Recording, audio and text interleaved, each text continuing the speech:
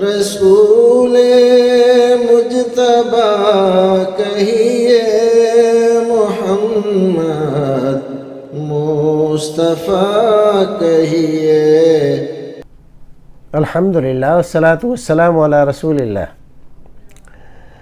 ناظرین، خیر مقدم ہے آپ کا کریم ٹی وی اردو میں۔ مدھیہ پردیش بھوپال سے تعظیم بیگ سوال کرتے ہیں، کیا امام کے لیے داڑھی کا ہونا ضروری ہے؟ ایسا بچہ جس کے ابھی داڑھی نہیں آئی ہے، کیا اس کی امامت درست ہے؟ داڑھی اگر نہیں آئی ہے، یا تو اس وجہ سے کہ ابھی وہ اس عمر کو نہیں پہنچا ہے، یا اس وجہ سے کہ جیسے بعض لوگ ہوتے ہیں ہارمونز کی کمی کی وجہ سے ان کو داڑھی نہیں آتی، تو امامت کے شرائط میں داڑھی داخل نہیں ہے۔ رسول اکرم صلی اللہ علیہ وسلم کے زمانے میں صحابہ کرام میں سے کچھ لوگ ایسے تھے جن کے داڑھی نہیں آئی تھی، لیکن وہ اپنے قبیلے، اپنے محلے اور اپنی مسجد میں سب سے زیادہ قرآن اور دین کے جانکار تھے۔ رسول اکرم صلی اللہ علیہ وسلم نے ان کو ہی امام بنا دیا۔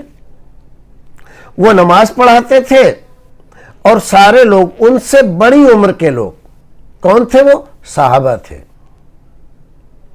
بڑی عمر کے لوگ ان کے پیچھے نماز پڑھا کرتے تھے، عورتیں بھی پڑھتی تھیں۔ تو داڑھی امام کے لیے شرائط امامت میں سے نہیں ہے۔ ہاں، اگر داڑھی آئی ہوئی ہے پھر وہ چھیلتا ہے تو ایسا آدمی فاسق ہے، یہ امامت کے لائق نہیں ہے۔ رسول اکرم نے فرمایا اجعلوا ائمتکم خیارکم، اپنے امام ان کو بناؤ جو تم میں دینداری میں سب سے اچھے ہوں۔ ظاہر ہے کہ جو آدمی داڑھی مونڈتا ہے وہ ہم میں سب سے اچھا تو ہے نہیں، تو ہم اس کو امام نہیں بنائیں گے۔